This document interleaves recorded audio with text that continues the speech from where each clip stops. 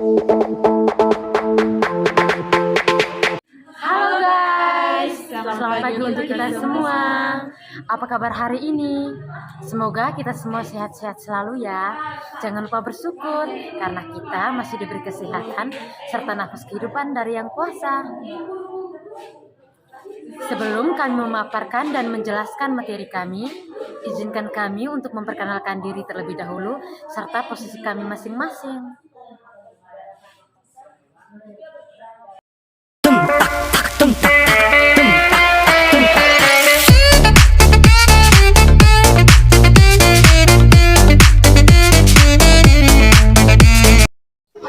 Baik, sekarang saya menjelaskan tentang pengertian tumbuhan dikotil. Tumbuhan dikotil adalah tumbuhan berbunga yang mempunyai biji berkeping dua. Pada tumbuhan dikotil, bijinya dilindungi oleh daun, buah, atau disebut karpel. Tumbuhan yang tergolong tumbuhan dikotil memiliki sepasang daun lembaga atau kletidon. Daun lembaga ini terbentuk sejak tahap biji. Oleh karenanya, sebagian besar anggotanya memiliki biji-bijian yang mudah terbelah menjadi dua bagian. Hal inilah yang menjadi perbedaan antara tumbuhan dikotil dan tumbuhan monokotil. Berikut ciri-ciri tumbuhan dikotil. Untuk mengenal lebih dalam tentang tumbuhan dikotil, maka kita perlu mengenal ciri-ciri tumbuhan dikotil. Ini ciri-ciri tumbuhan dikotil. 1. Akar tunggang dan berkambium. 2. Bijinya mudah dibelah menjadi dua bagian. 3. Bentuk daunnya tunggal dan majemuk. 4. Tulang daun ada yang menyirip dan ada yang menjari. 5.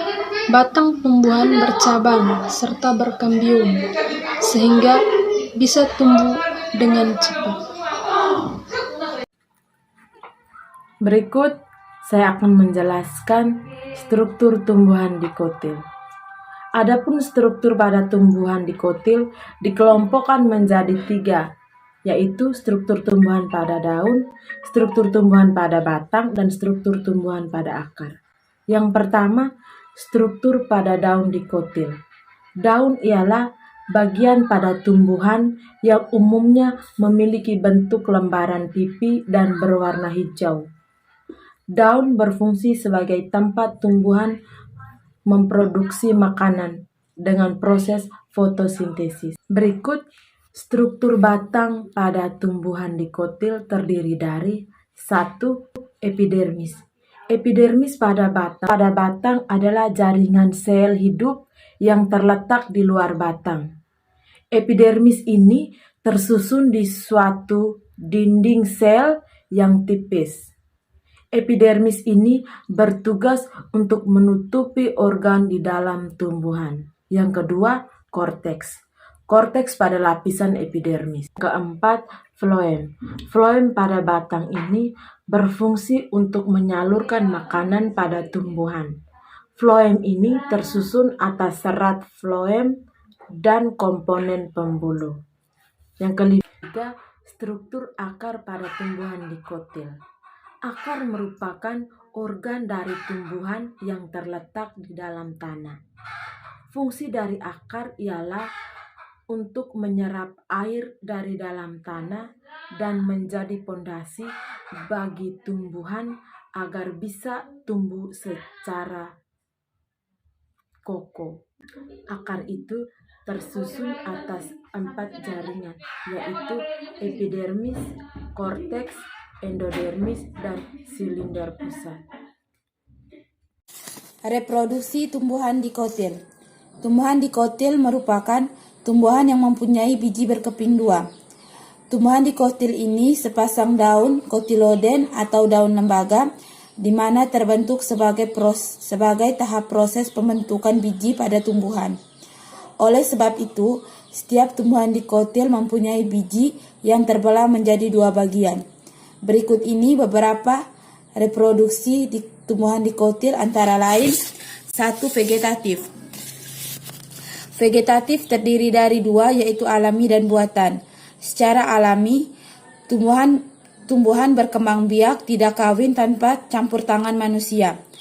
Agar menjadi pembuahan atau anakan baru, reproduksi secara vegetatif buatan dapat dilakukan dengan cara merunduk, menyambung, dan mencakok.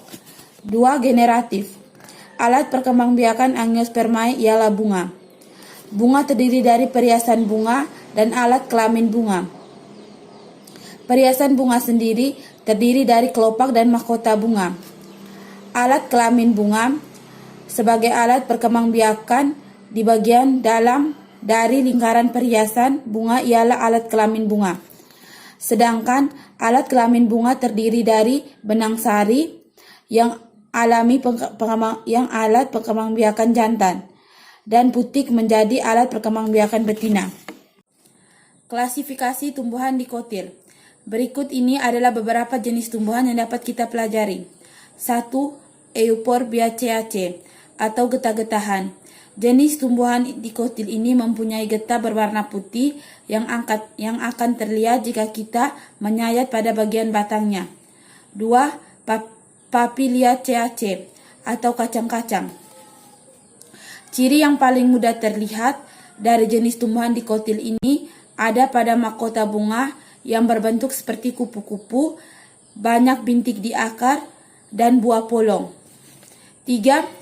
Solanaceae atau terong-terongan. Ciri khas dari jenis terong-terongan ini adalah mempunyai bunga yang bentuknya seperti bintang atau trompet dan memiliki buah dengan lapisan dalamnya yang berdaging ataupun bercair. Jadi hanya itu saja pemaparan materi dari kelompok kami. Semoga bermanfaat ya untuk kita semua. Sekian dari kelompok kami. Sampai jumpa di lain waktu. Dah, bye, sharing.